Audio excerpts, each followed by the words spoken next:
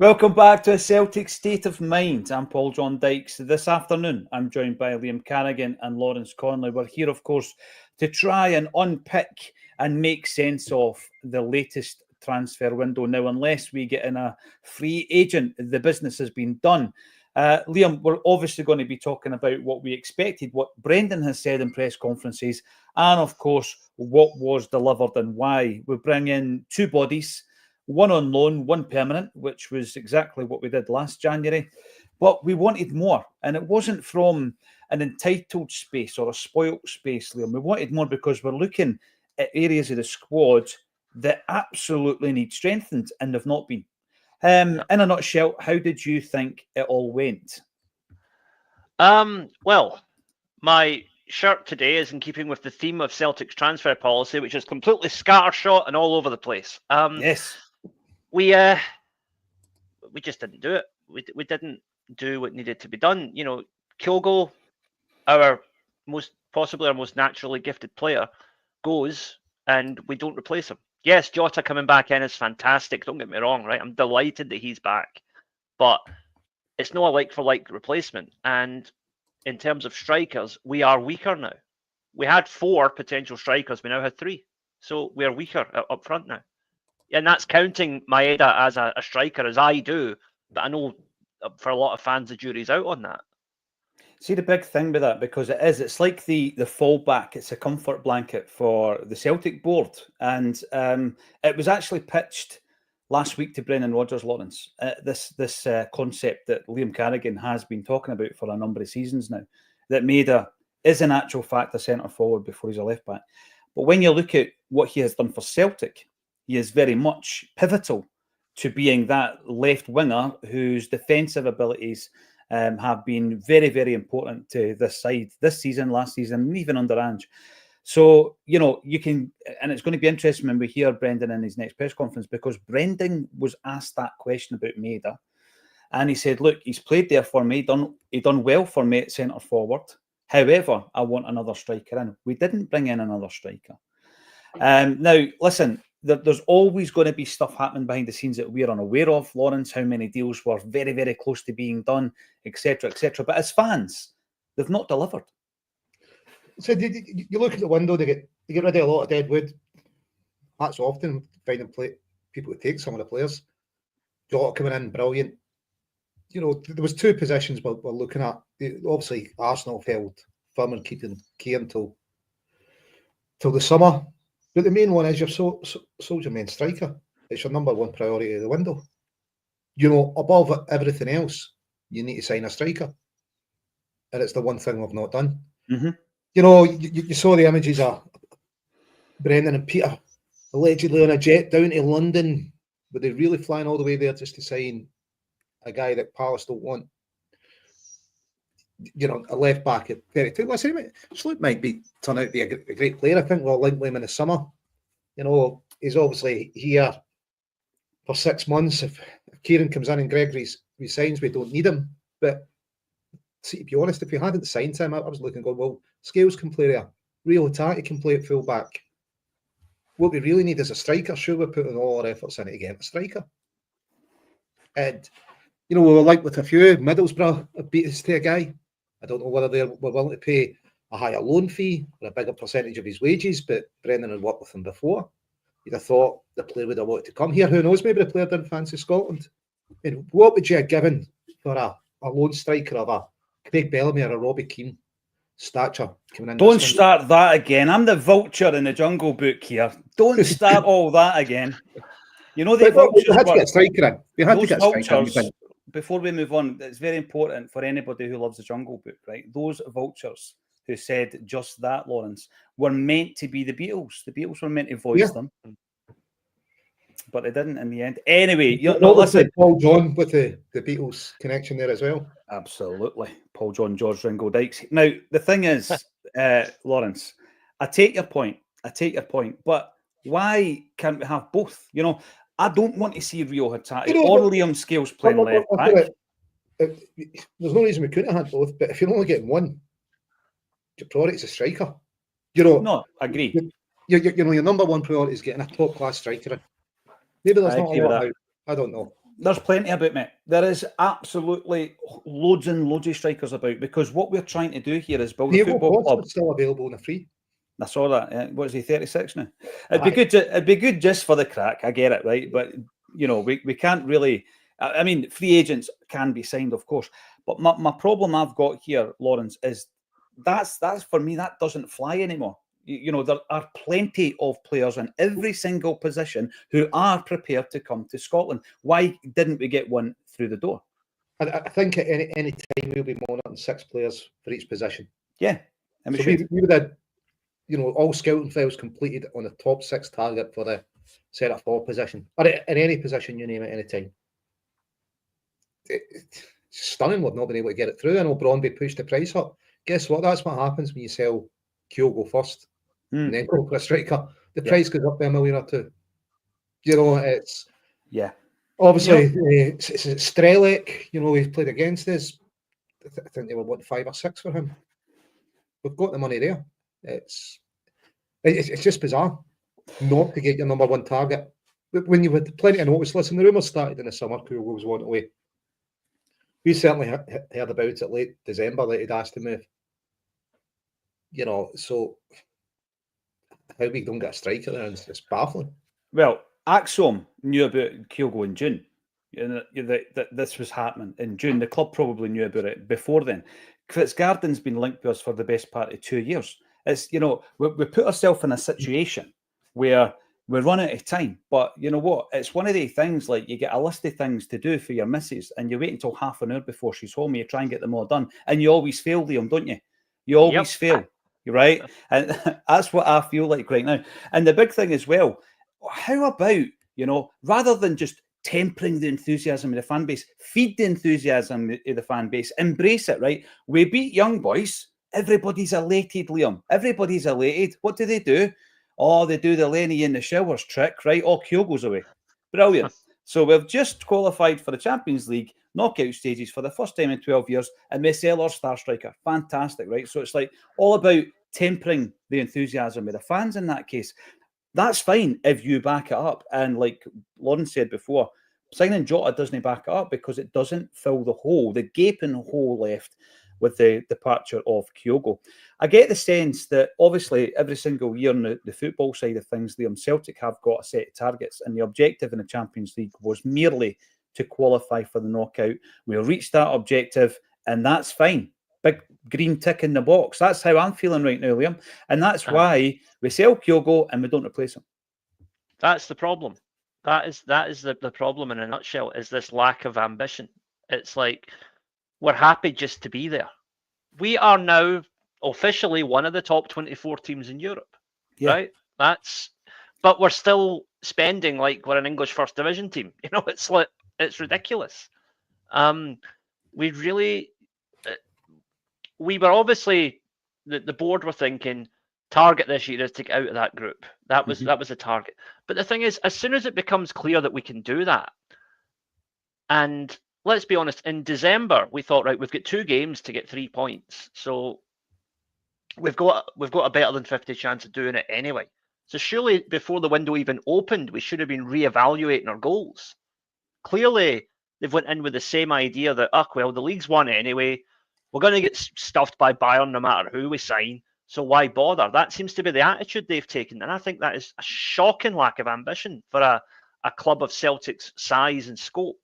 Like I say, we are, in terms of ranking, one of the top 24 teams in Europe right now. In terms of fan base, we're in the top 10 easily. Yeah.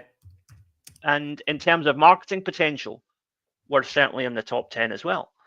And that is something that the board don't get. And I've been saying this for years and years, speculate to accumulate, right? They could have made a fortune out of tapping into the Japanese market with merchandise. They didn't.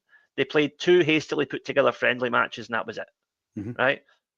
They have not built on this great success in the Champions League this season so far. I mean, going through that group stage and only losing 2 games out of 8, that's phenomenal. Yeah, absolutely phenomenal. But are we going to do it again next year? We might not even qualify for the Champions League next year because we're going to have to play a qualifier now. And the squad, no matter how you you know, I'm a big advocate of playing Dyson up front, right? I think that will be successful if we do it. But it still doesn't hide the fact that the squad is weaker now than it was a few weeks ago. And that is the underlying problem. And it's the lack of foresight, Liam, like you say, right? We've got qualifiers to play to get into the Champions League. We find ourselves in a brilliant position. And I look back to the last time we dropped the ball in the transfer window, I would suggest is following the winning of a treble, right? And then what happens is Ange leaves and we sell Jota. Brendan Rodgers comes in. And what you're looking for at that stage, guys, is you're looking for Celtic to do something in the transfer window. What did we do? Absolutely blew it.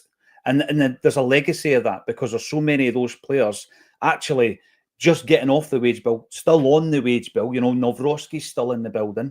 And I think that the legacy of that is damaging for a number of transfer windows. We look at what we've just done there, and it's not even a sense of entitlement or a spoiled attitude, Lawrence. Liam quite rightly says, you know, we've done so well. We really did. In this particular campaign, only losing to two, you know, top 5 league clubs away from home in Borussia Dortmund and Aston Villa. Next year, if we do get into the group stages of the Champions League, and that's not guaranteed, we might not have such a favourable draw. And we're standing here and we're thinking, right, what do we do now? What we'll do is we'll regress. We will regress. We will just punch it our own weight. We won't have that ambition to do something. And I agree with Liam, right? You could go out there and spend 100 million quid and still no lay a glove on Bayern Munich. Absolutely get that. I get it. But to do nothing, to stand there and do nothing with regards to the striker, there's a great point coming in here. And I'll bring it up on the screen before I pass it on to you. What if, says David, what if Ida gets injured against Dundee tomorrow night? Who's up front against Bayern? Well, that puts us in a situation whereby we don't have Maida against Bayern Munich in the first leg. We don't have Kyogo because we sold him and didn't replace him. So the options at the moment are Johnny Kenny with 17 minutes of football under his belt for Celtic, Daniel Cummins with 11 minutes of football under his belt for Celtic, and he is due to move to West Ham in the summer. And beyond that, you are playing Maida through the middle, which has not been his natural position for Celtic, Lawrence, which means you're weakening the left-hand side because Jota's not up to scratch, and who's behind Jota? So you're only moving that problem from one area of the pitch to the next. It's not ideal, is it? Like, no, it's part of the ideal. You know, you one job, get a striker in. And I get what Liam's saying, you know, maybe the board are thinking, right, we're not being Bayern anyway and the league's done. Well, this shouldn't be a next 5-month hire. You know, you should be bringing in a striker just now for the next 45 years. We have you on that. If it's you're bringing it and going, oh, we're not going to beat Bayern, and or we think the league's done. Is the league done?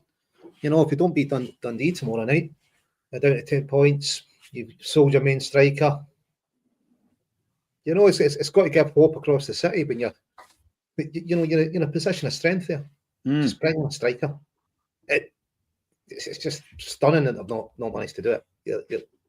They've known for long enough. That Kyogo was gone. So you're thinking, just bringing a striker, it's the one thing you've got to get in. Listen, brilliant bringing Jota back. Great to see him score.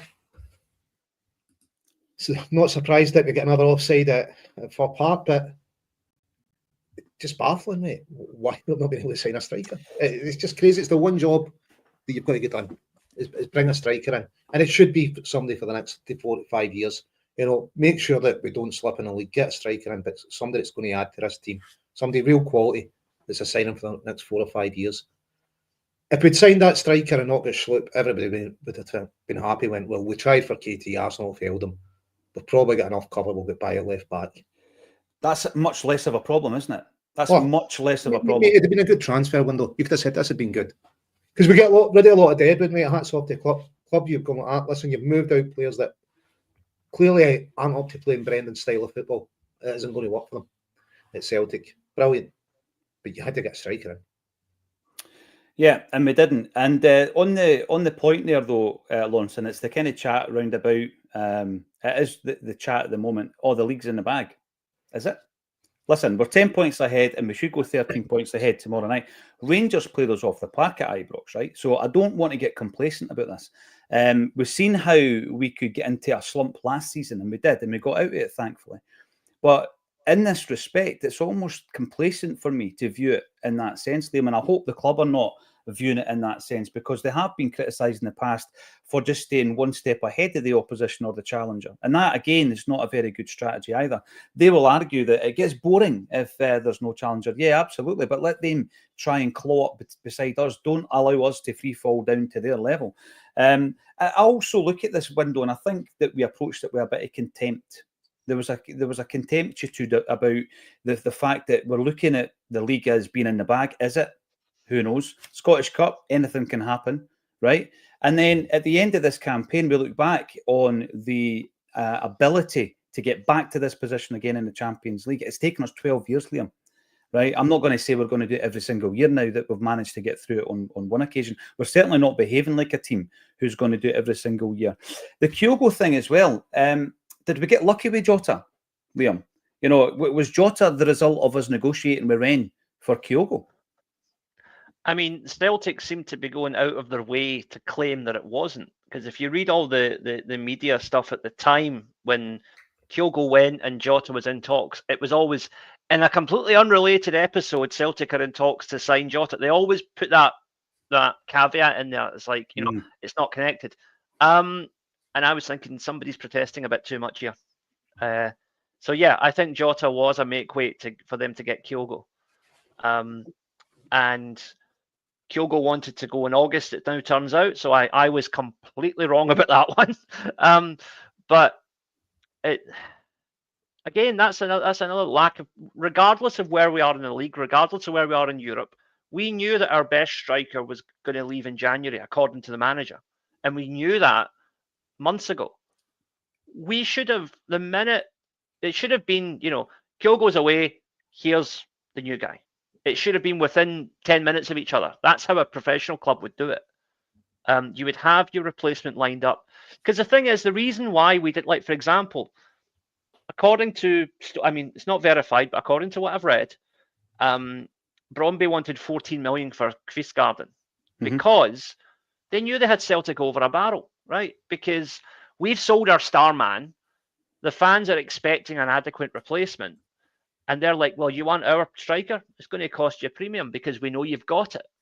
Whereas had we signed him 3 weeks ago before we sold Kyogo, knowing Kyogo was going out the door directly, you probably got him for half of that, and Brøndby would have been thankful for it. Well, we've been here before as well. We back ourselves into a corner, and we did that with Vadamida as well, Liam. Yeah, you're absolutely right. I mean, the approach isn't, for me, it's not been streamlined to the point where you've brought in our very first head of football operations in Paul Tisdale, and you look at him and think, all right, the football doctor, the cat in the hat, whatever you want to call him. And some might say this wasn't his first. Well, it was officially his first transfer window, as he had the opportunity and the time to put things in place that we can actually see it as his. Well, if not, why not? Because he's been in the door since October. I look at the attitude, actually, with regards to Kieran Tierney as well, Lawrence. And it obviously comes down to money, doesn't it? I mean, I know Arsenal held the cards in this respect, but it comes down to paying a fee to get him off Arsenal's books 6 months in advance. And we've decided not to run with that as well. Would we be stronger going into the Bayern Munich game with Kieran Tierney? Absolutely, yeah.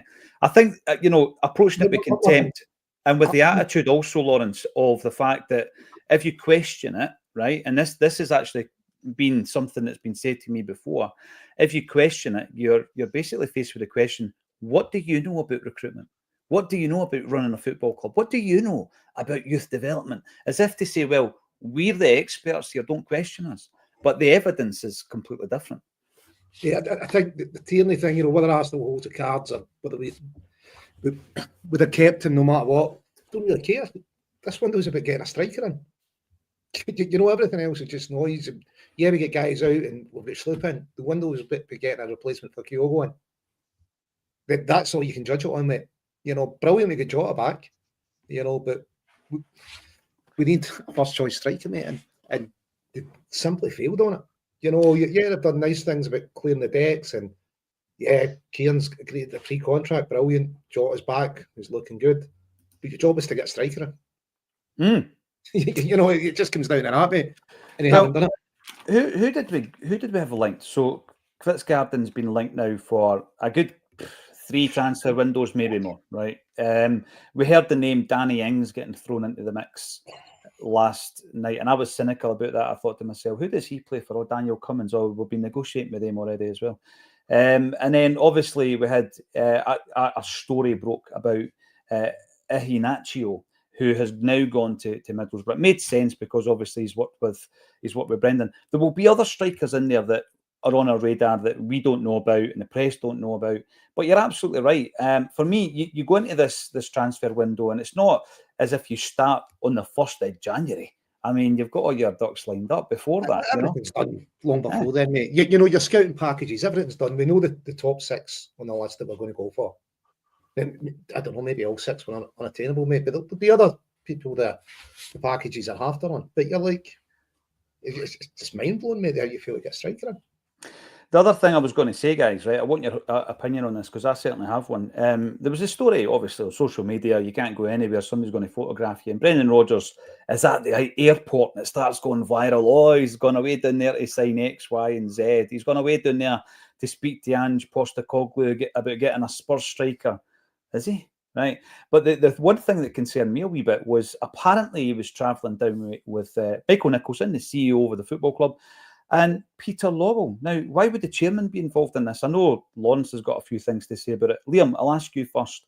Why would the chairman be flying for transfer talks? Is that normal? It's because of his control freakery. Let's be honest. That's the reality of it. There is a power struggle going on in the background at Celtic, and there always has been as long as Peter Lawwell's been in there. He's very good with money, as this transfer window shows once again. We've turned a profit. And there's a place for that within the business of football. But when it comes to getting the right players on board, the money men should be nowhere near it. That should be down to the manager and his recruitment team alone. So that worries me, that there's still that involvement from the board.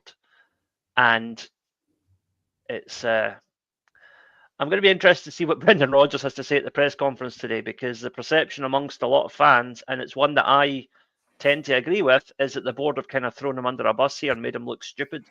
Yeah. Because he was talking very much about, we're actively looking to bring in a replacement for Kyogo, talking about looking at the way I summed it up this morning in our chat, if you remember. I said that the reason why a lot of fans are angry right now is because we've been waiting for a sirloin steak for 3 weeks and they've thrown us a Big Mac. Right? That's basically it, right? Nothing against Schlupp. The guy's a very good player. And I hope he doesn't cop any flack off of the fans because he's not Kieran Tierney or because he's not the striker that we all want, right? That guy's a good player and he'll do well for us for 6 months, I am sure. But it's the expectation. It's when you're expecting a new striker, you're expecting the return of Kieran Tierney, and you get a 32-year-old Crystal Palace reject. That's the harsh reality of it. Good player though I think he is. It's not what the fans deserve. It's not what the fans expect. Although by this point it kind of is what we expect because it seems to happen every window. But we do have really need to just shake off this biscuit tin mentality. We've got previous, and then by the way, then we spend bad money. We spend bad money as we did in the first transfer window under Brendan Rodgers. Stockpiling players. How many of them made an impact? We could actually dissect that transfer window at a later date. But I remember Jeremy Frimpong leaving and being replaced by John Joe Kenny. I remember us going for John McGinn and getting Malumbu. And these things do happen. And it's absolutely underwhelming, like you say. We're not losing our minds over this. What we are trying to do is make sense of it. I don't think there is an alignment, Lawrence, between the ambition of, and I'm not just going to say the fans in the board, I'm going to say the fans, Brendan Rodgers in the board. And that concerns me more because we know what happened before. We know that Brendan has spoken about being a different guy now. The way that he deals with things is different. He doesn't fall out with himself. He's been saying all this recently, but he must be feeling like he's banging his head against a brick wall when a week ago he's talking about bringing in a striker and Maeda being, maybe a third option, but we need to bring in a striker, and then it doesn't happen.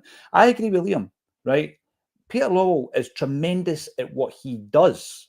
I remember when he was appointed the first time round at Celtic, and he would be dealing with non-football operations. And that's what was printed as part of his job description. Over time, that changed. He became the de facto football director. He was involving himself in things he shouldn't be involved in. Brendan Rodgers has spoken about it. He has obviously criticised the way that the club operated in the transfer market previously. Yet, we're going down to London and the chairman's there. I can't remember John Reid doing that. I can't remember, previous chairman doing that. Ian Bankier. Imagine Ian Bankier walking into your room. Would he sway the deal? Seriously. So I don't think that's appropriate. And I think we need to move away from that. But listen, I don't know what Peter was doing down there. Certainly you experienced in transfer. Well, it wasn't a coincidence, was it? It wasn't a coincidence. It wasn't going to go and see cats, was he? I mean, he was doing there with Brendan. Maybe Dermot's not happy. Look, listen, I don't know what function the board plays, but both Brendan and Peter serve at Dermot. Dermot's the man that makes the decisions. Maybe Dermot's called him down. Maybe there's a foundation dinner. Who knows why he's down there? But at the end of the day, we had to get a striker in. That's what it comes down to. Come on. We know why he was doing it. He wasn't doing there for a foundation dinner. Come on. I don't know why he was doing there, mate. But he certainly didn't get down to on the final day of the transfer window. So you think he went down to sign the Crystal Palace? No. I think he was down to deal with transfers that may not have gone over the line, and that's my concern. He shouldn't be anywhere near the transfers. He shouldn't be anywhere near the negotiations. I don't know if he was down there, but he's certainly experienced in transfers, and it's Dermot's call, mate. I don't think the board make a call on what Peter's doing. That's not healthy. That's not healthy, though, Lawrence. Maybe he does have the most experience in dealing with transfer negotiations, but that is not his job. He's now the chairman of the board. He is no longer in a position where he should. In fact, even when he was in the CEO's position, he became far too involved in that. So although he does have the most experience at the football club in that role, that's not part of his job description, and that's a concern. I'm sure if Dermot felt it wasn't part of his job, he wouldn't be doing it, mate. So you think it's all right? It's just fine. In fact, let's not bother giving him a title. We'll just let him do what he wants. Well, he does what Dermot wants, mate. That's what we are. Dermot. That's speculation, though, isn't it? I mean, to say that Dermot Desmond has said do what you like when it comes to football matters. Well, he does what Dermot was. He'll take his remit off of Dermot. Well, but his remit as a chairman can't be to get involved in football transfers. I don't know what Dermot's told him, mate. I don't know if he was down for a transfer yesterday either. But I'm not buying that. I'm not buying that, mate. I'm not buying that. I mean, he's a chairman of the football club, and there has been interference in the past by that individual when he was in a different position, and it led to Brendan Rodgers leaving the football club. And this is the concern that raises. I don't think your chairman needs to be involved in bringing a player to the football club. Absolutely not. And it shouldn't even be a discussion, but it is. And it is because we know that it's happened before. Liam, does it concern you when you go through a transfer window? The gaffer's laid down what he wants, he doesn't get it. And we know what's happened in the past with Brendan Rodgers, and he's spoken about European progression. And what if, and I hope it doesn't happen, we get scalped against Bayern Munich? You're looking back thinking, could it have been better? Why have the regrets? Why not plan? Why not put things in place to prevent that? Well, the problem is, from the board's point of view, they're already expecting a scalping. Anything less than a scalping is going to be a bonus to them, because getting Bayern Munich in the first place is a bonus to them. Their ambition was to be competitive in Europe again, and we've done that already. That's the board's view. Something I completely disagree with, but that is the board's view. And if I was Brendan Rodgers, if he walks again at the end of the season, I would not blame him. I would not blame him, because he has not been backed the way he should have been. And so many times in recent history, we have had the opportunity to absolutely bury our closest competition. I won't call them rivals, because rivals suggests equality, and they're not on the same level as us. But we've had a chance to become to establish the level of dominance up until last year Bayern had in Germany, in the sense that winning the league every year becomes a formality. And we haven't done that because we're not building from the position of strength. We've been in this position so many times, and it's just the same thing over and over again. The definition of insanity is repeating the same thing and expecting different results. Well, Celtic's board are certifiable. Well, on this note, David, yeah, you do need more than 2 people to do a negotiation, or even 3. But the people involved in the negotiation would be the football manager, Michael Nicholson, the financial director, Chris Mackay, and the head of recruitment. Now, obviously, we removed the head of recruitment, and there was someone who was employed in that role, and it was the head of scouting. And up until this transfer window, he was definitely involved in that process. But you wouldn't have your chairman involved in that process. So that is just something that would be going against the grain.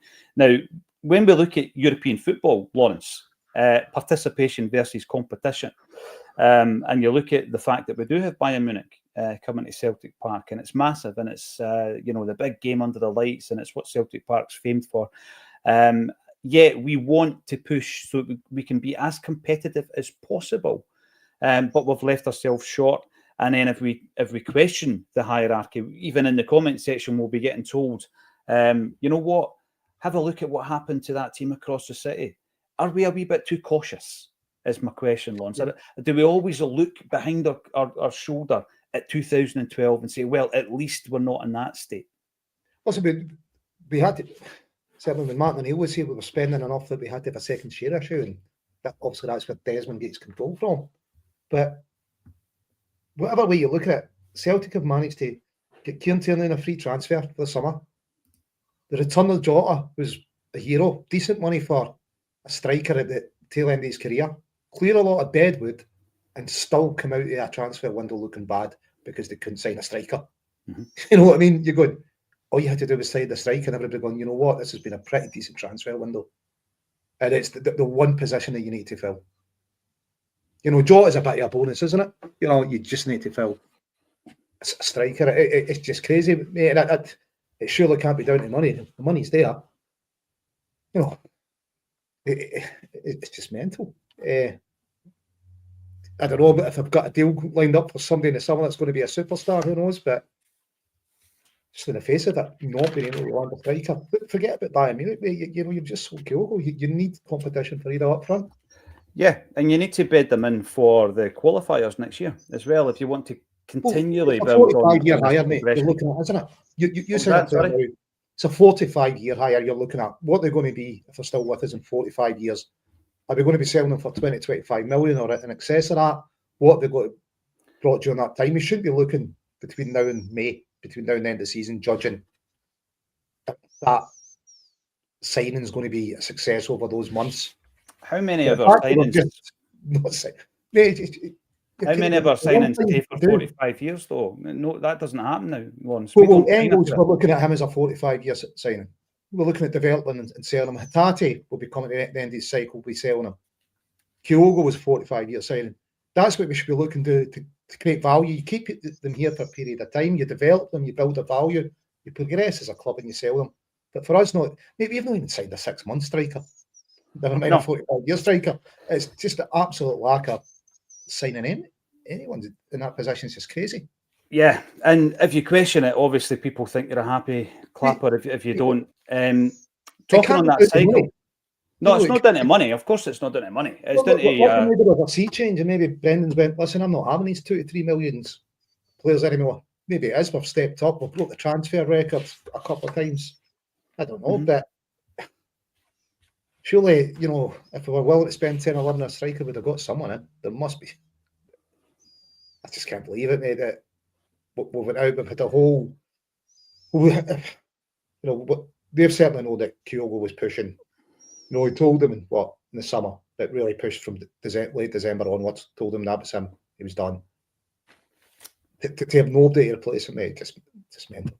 No, it's it's not good enough. It's that simple. But it's okay as far as I'm concerned to say that. It's fine to say that and still be a loyal Celtic supporter. These two things can exist together. But there's a point that Lawrence has made there, Liam, that I'm going to throw over to you with regards to the cycle of a player, the cycle of a star player for Celtic. And I look at just recently, if you look at the fact that we sold Jota for 25 million quid, and then we sell Matt O'Reilly for 26, rising to 30, and then we sell Kyogo.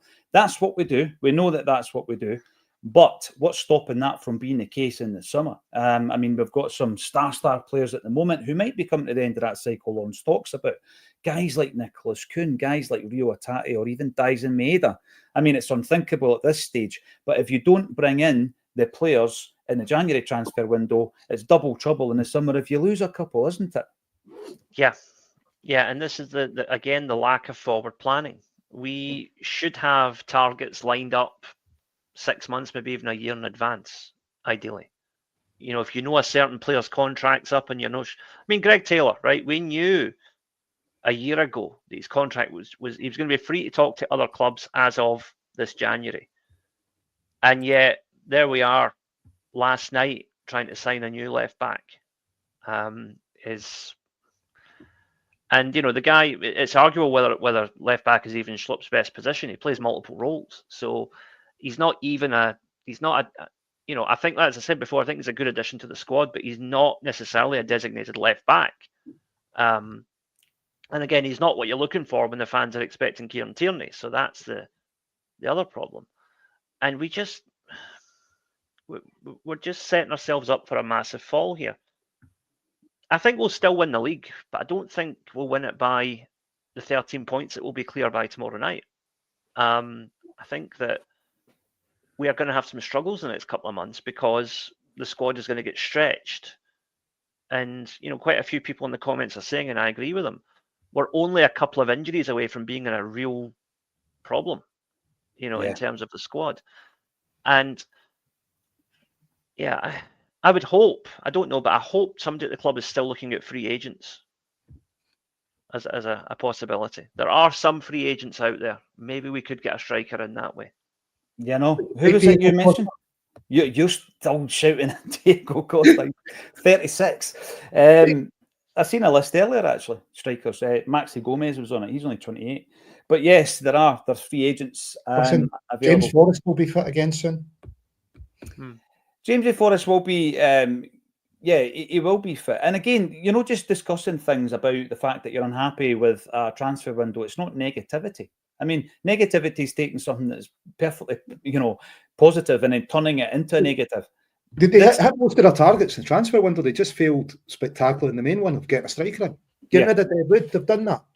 Brought in a decent, you know, the winger they brought in is better than Palmer was, and he's better than Yang was. So you've got a better backup winger in Jota.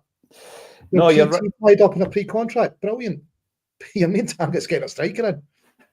Yeah, without a doubt. And by the way, Schlupp is very adaptable, isn't he? I mean, he can play left wing. He can play centre forward. Watch him coming on against Bayern Munich and scoring the win on, shutting us all up. Here we go. And again, like you say, it's that whole Aaron Moy thing. You know, we're not writing the player off. I think there was a bit of frustration around Adam Ida coming to the football club at the time as well. It wasn't against the player. It was the fact that we were basically signing a loanee that was maybe third choice at Norwich. It wasn't the player. It was the frustration at the way that we were doing our business, Liam, you know. So hopefully Jeff, I think he likes getting called. Hopefully Jeff doesn't get the backlash of that as well. I think he'll be a useful player for the next 6 months, maybe even longer. If Greg Taylor leaves.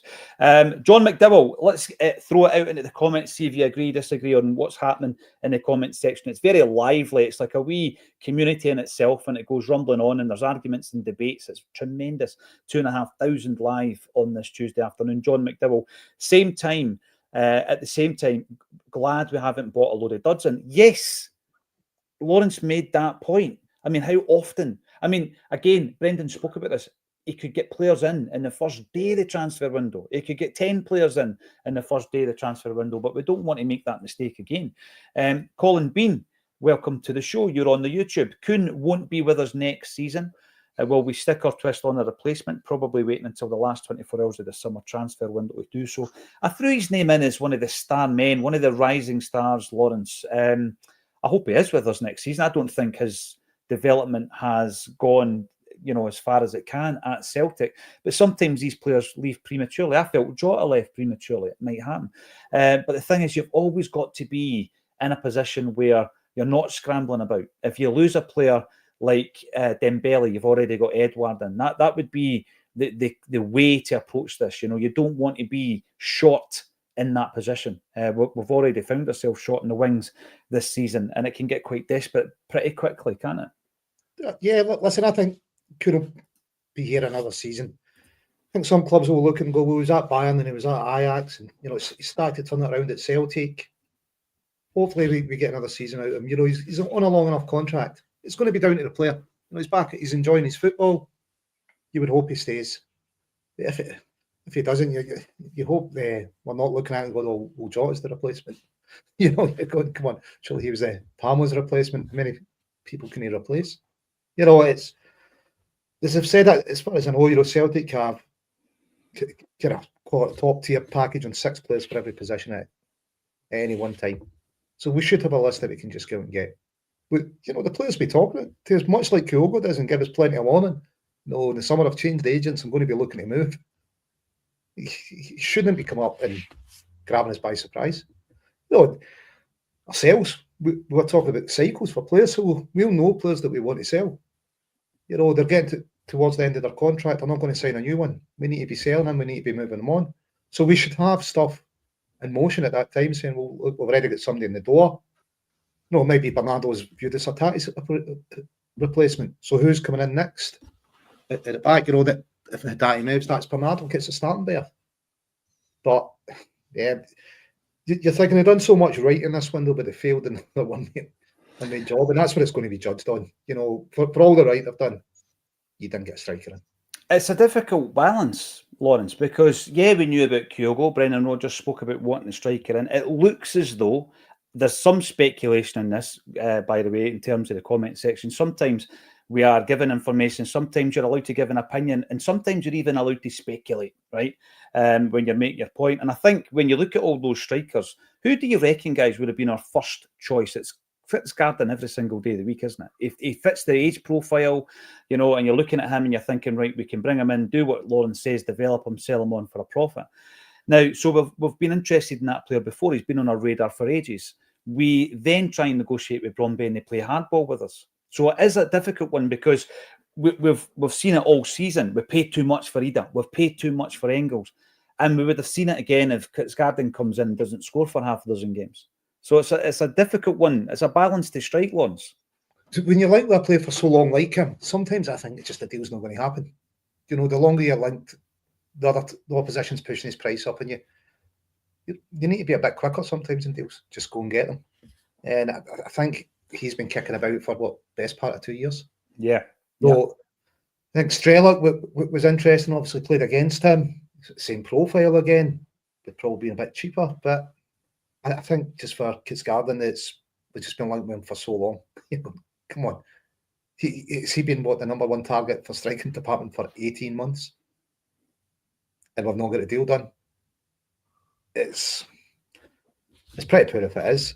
What we're talking, 3 or 4 million. Are we 3 or 4 million away from their asking price going into that deal? That's what it sounds like. And you think to yourself, right, it's not going to make a massive difference to the game against Bayern Munich, right? So the club are looking at it like that. I'm trying to be as balanced as I can here. But as a football fan, it's frustrating because you just think we've got the money. If I'm wrong, they are looking well, they paid 9 million for Ida. Yeah. That as we progress in Europe and sell players for more money, clubs that are selling to us are going to go, well, we want a bit more of that money that you get for buying players. Of course. Yeah. Speculating players like this. Should we have pushed it out? And I don't think it's well, we're in February now, so 3-4 months of this season left. I don't think the decision should have been on beating Bayern Munich or if the league was tied up. No. It should have been your 5-year, maybe not Liam's 100-year Japanese plan, but it should have been on your 5-year plan. Right, this guy's coming in. What's his next 45 years at the club? But we've needed a third striker for ages. We needed a third striker since O left the football club, right? It's not, as you say, it's not a new phenomenon. We've been needing this player in for a long, long time, and we've not got the deal done.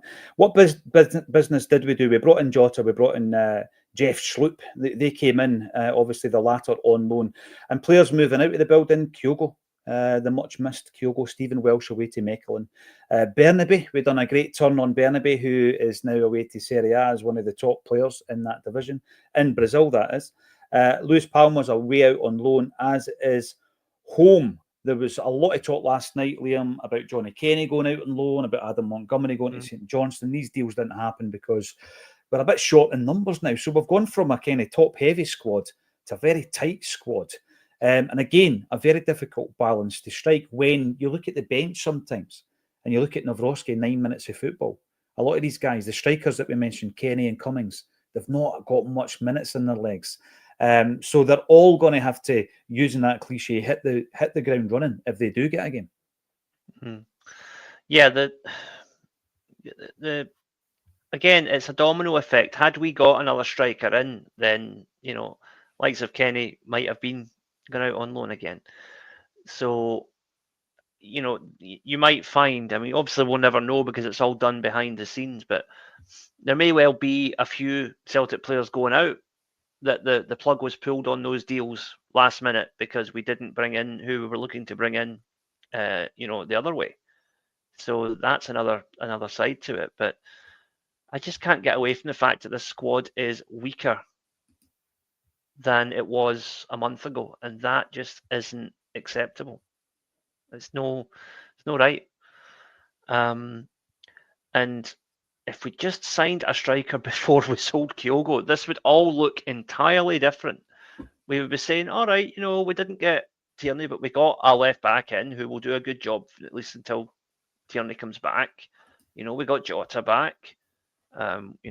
It's just that it's the gap that, even if we hadn't sold Kyogo, it's the gap that Kyogo leaves in the squad is the main reason why we're all feeling a bit rough about this. And I hate to bring it up, but the New Year game should have been a wake-up call. I said on here a couple of days after that game, I said the only good thing to come out of that is that hopefully it's the rocket the board need to really get the purse strings opened in January. And that hasn't happened. And I think the Rotten Mob dropping points in 2 games immediately afterwards didn't help that either, because it made it look more and more like that New Year game was a freak result. No, you're right. It does. And I'm going to ask the question, and this isn't like, looking at a situation and thinking that it can never, ever improve. So when you look at Celtic, and we had a great discussion on Friday night with David Lowe about this, and aspirations and expectations of the fans versus the club. And it's never, ever going to work in that you get everything you want, Lawrence. Of course it's not. There's got to be some kind of meeting ground somewhere between what we expect and what the board can deliver. There needs to be some kind of compromise. But in terms of European progress, it was one of the first things Brendan Rodgers was asked when he returned. He spoke about it as being one of the reasons that he did return. He wanted to do that. He wanted to progress in Europe. You can stagnate. There's a period of stagnation if you constantly face the same opposition 4 times a season and constantly win the league. It's easy to have a stagnation period, and Celtic have had them in the past, even during times of success, right?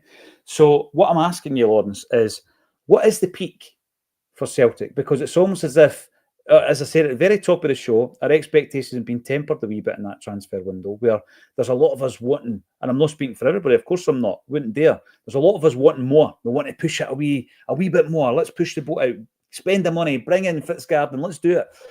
Yet the club are like, actually, we've got to know our limits here. This is as good as it gets. Is it as good as it gets for Celtic? A playoff in the Champions League? Mate, you would put limits in yourself. It gets back to kind of what Liam said. You should reassess where you want to be. I mean, your peak should always be 2 or 3 years away. We've got there now. What next? Or we're going to achieve that, right? Well, what's next? So it should be a moving target for us. Maybe we should never really reach it. Not unless we win the Champions League. You might go, right, that is it. It's done, completed. But yeah, it should always be 2 or 3 years away your peak. You should be building that team and building that squad, looking at constantly improve. I said, if they've made this decision not to sign a striker based on Bayern are going to beat us anyway, crazy, mate. It's not a 4 or 5 months decision on signing someone. Listen, they might get really close. There was that boy for Villa who spoke to, maybe there's other strikers, but the optics of it look bad having no striker. They've done so much right in the transfer window, mate. They get rid of a lot of rubbish. This boy's out on loan that hopefully will get sold on. But not to get a striker in, it just puts, if they'd signed a striker, mate, we'd all be sitting here going, what a transfer window. Yes, we would. What an absolute, KT's lined up for the summer, there's forward planning for you. Jota's in the building, he'll bed in, he'll be ready for the Champions League. But it all comes down to not getting a striker, doesn't it? It does. I suppose the only good point is with the squad being a bit lighter, maybe some of the young players can see a bit of an easier pathway into the first team squad for match days and some minutes in the park. It opens up an opportunity, Lawrence. You're right, you're spot on. It opens up an opportunity for someone. And that probably not the best circumstances, but you're right. And they might be able to take it. Now, Neil Lennon comes in. Hiya, Neil. No spoke to you in a while. This we pay too much.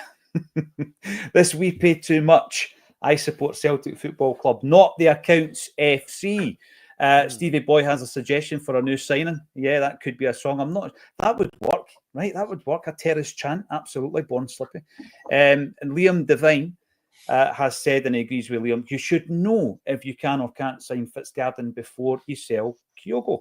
Exactly. And Aurelius 8888, the league is over. 13 points. To say it's up in the air is sensationalist nonsense. What I said is it's 10 points. We haven't beat Dundee yet. All I said was we can't be complacent, guys. That's what I said. You can never be complacent, right? And Aero 250 says, I'm just happy to be there. The club spent a lot in the summer and has clearly backed Brendan. Some utter knee-jerk nonsense. I'm sorry. There is some knee-jerk nonsense, and we try to keep it as balanced as possible. Yeah, there are frustrations. I'm pretty sure during the week we'll get a range of different views from the Acsom contributors. We change them up every day for that very reason. Mike McPherson comes in as well. Brendan said you cannot work with three strikers. It's not easy if you play with one up top. It's not easy to run with three strikers. I get that. He also said, though, that he did have a plan in place for young, get the Clarkson out, guys, Rocco Vata to be the third choice.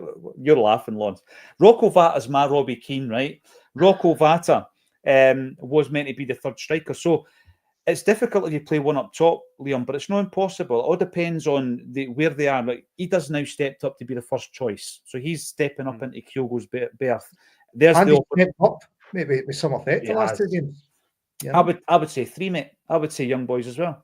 Forcing that OG, I just think, and then the confidence starts to come. He's getting fresher. He's sharp. So he steps up to the first choice, and then there's an opportunity. Personally, I would look to play Maeda behind him. Maeda is now my second choice striker. I would like to know your thoughts on that, guys. And then you're then looking at a couple of the young kids that Lawrence said. Johnny Kenny, Daniel Cummins could step in. And by the way, Born Sloopy might step in as well. What's the pecking order for you, Liam? In terms of strikers? Yes. Well, there's how I think it's going to play and there's how I would play it. I would have Maeda as your first choice striker and put Jota out on the left. Kun, Maeda, Jota, that's a front line I would really like to. That's a lot of pace, terrifying pace, yeah.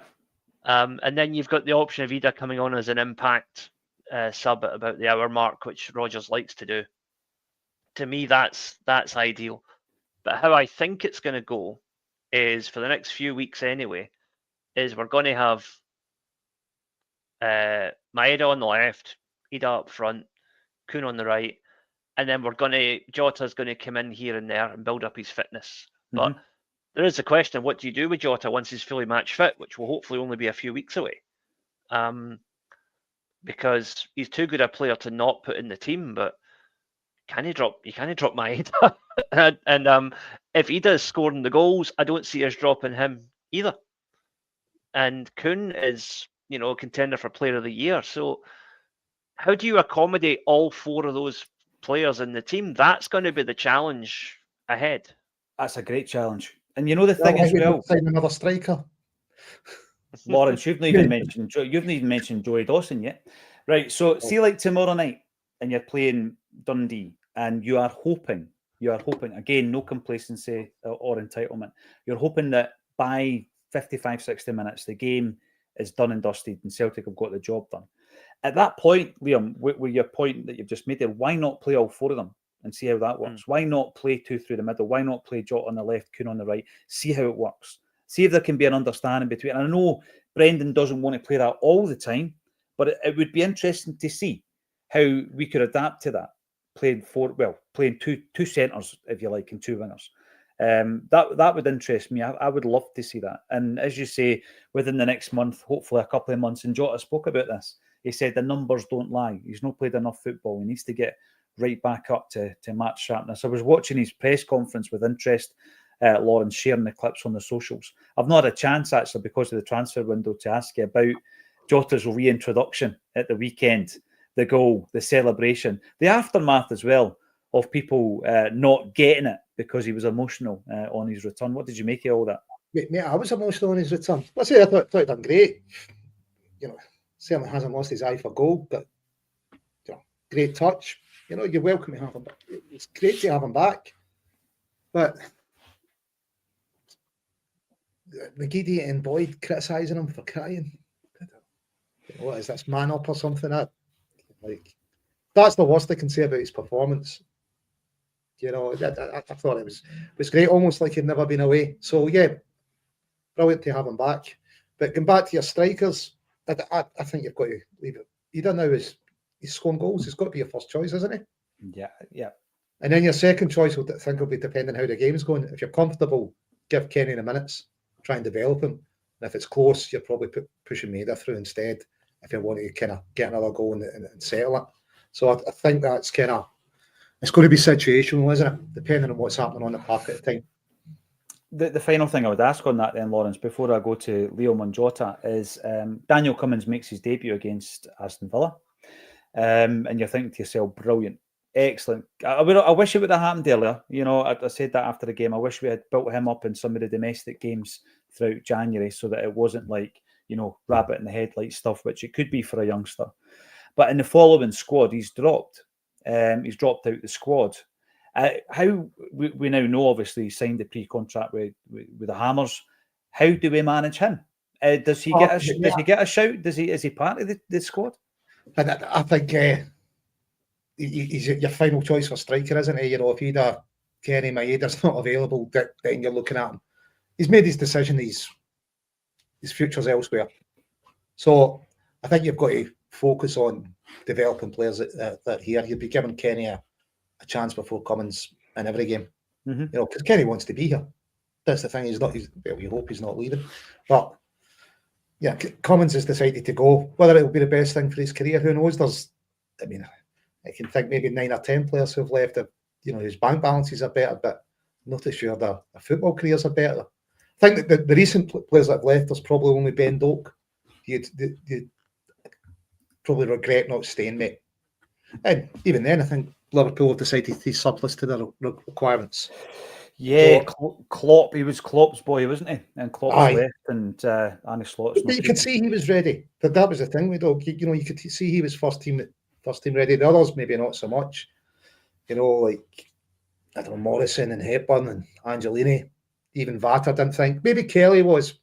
He was a big bit of guy. He looked physically ready for first team football. The rest of them not so much. If they really went on to stuff better as their careers developing better, guess we're on kind of a year or two. But right now, I don't think we've missed anything other than Ben Doak leaving. We'll look back probably in a couple of seasons, Lawrence, or young kids, and see where they all are and see how many of them have actually been successes. I know some of them are getting football. You look at, I think Morrison now's at QPR, plays alongside Karamoko. So, some of them are getting football, but have they made a success of it? We'll have a look at that, I think.